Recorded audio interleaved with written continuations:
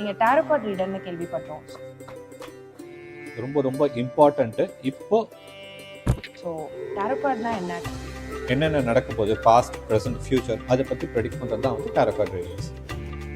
குலதெய்வத்தை எப்படி கண்டுபிடிக்கணுன்றது நிறைய பேருக்கு கேள்வியாவே இருக்கு.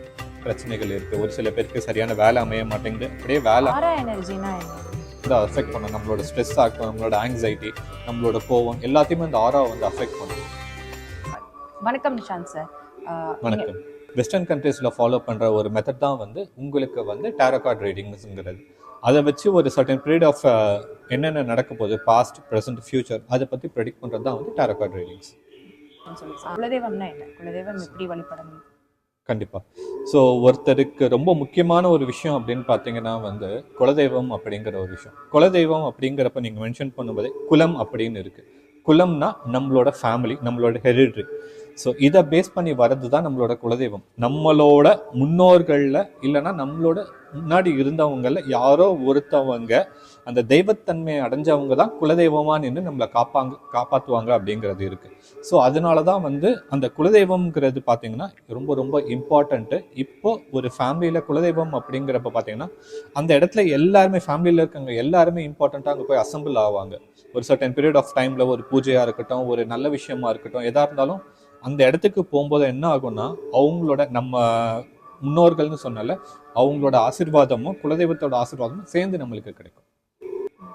நிறைய பேருக்கு கடன் பிரச்சனைகள் இருக்கு. இந்த கடன் பிரச்சனையை தீர்க்கறதுக்கு ஒரு நல்ல கோயில் அப்படின்னா நீங்க எதை சஜஸ்ட் பண்ணுவீங்க? சரி, இப்போ ஒருத்தருக்கு கடன் பிரச்சனை இருக்கு அப்படின்றப்போ எல்லாருக்குமே ஒரே கோயில் செட் ஆகாது. இப்போ இருக்க காலகட்டத்தில் நிறைய பேருக்கு திருமண தடை நிறையாவே இருக்கு. ஸோ திருமணம் சரியான நேரத்தில் நடக்கணும் அப்படின்னா என்னென்ன வழிபாடுகள், எந்த கோவிலுக்கு சென்றால் கரெக்டாக இருக்கும்? இப்போ திருமணம் அப்படின்னாலே நம்மளுக்கு ஃபர்ஸ்ட் அந்த ஜாதகத்தில் அவங்களோட பலன் எப்படி இருக்குது, திருமணம் எப்போ நடக்குது, அதுக்கான தசை இருக்கா, அதுக்கான டைமிங் இருக்காங்கிறத செக் பண்ணணும். செக் பண்ணது இல்லாமல் அவங்களுக்கு எப்படி திருமணம் நடக்கும் அப்படிங்கிறது இருக்குது. ஒரு சில பேருக்கு பார்த்தீங்கன்னா பார்த்துட்டே இருப்பாங்க, தேடிட்டே இருப்பாங்க, ஃபேமிலி உள்ளே செட் ஆகாது. சட்டு நானும் வெளியில் வேற எங்கேயா பார்க்கும்போது உடனே கிளிக் ஆகிடும்.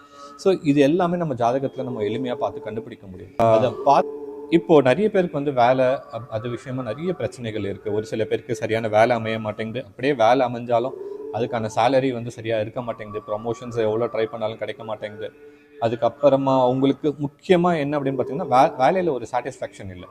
ஸோ பெட்டர்மெண்ட், ஒரு ப்ரொமோஷனாக இருக்கட்டும், ஒரு நல்ல ஒரு அந்த அத்தாரிட்டிங்கிறது கிடைக்காம தான் நிறைய பேர் வந்து ஒரு ஏதோ கடமைக்கு போகிறோம் வரோம் சம்பாதிக்கிறோம் அப்படின்னு இருக்காங்க.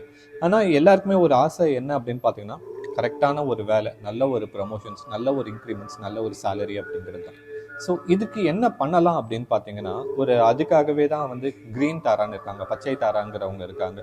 ஸோ அவங்க நிறைய பேர் கேள்விப்பட்டிருப்பீங்க, பச்சை தாரா அப்படிங்கிறப்போ க்ரீன் கலரில் அவங்க உட்காந்துட்டு இருப்பாங்க. ஸோ இந்த க்ரீன், அந்த பச்சை அப்படின்னாலே அது என்னென்னா நம்மளோட செழிப்பு, செல்வம், நம்ம வளங்கள் எல்லாத்தையும் குறிக்கிறது பச்சை நிறம் தான். ஸோ அந்த பச்சை தாராவை நம்மளுக்கு வணங்குறப்ப என்ன ஆகும் அப்படின்னு பார்த்தீங்கன்னா நம்மளுக்கு செல்வ வளமாக இருக்கட்டும், லைக் நம்மளோட வாக்காக இருக்கட்டும், எல்லாமே வந்து நம்மளுக்கு கிடைக்கும். ஸோ அவங்களுக்குன்னு சில மந்திரங்கள்லாம் இருக்குது. அந்த பச்சை தாரா மந்திரங்களை என்ன அப்படின்னு பார்த்தீங்கன்னா ஓம் தாரே துத்தாரே தூரே சோஹா, இதுதான் வந்து அந்த பச்சை தாராவோட மந்திரம்.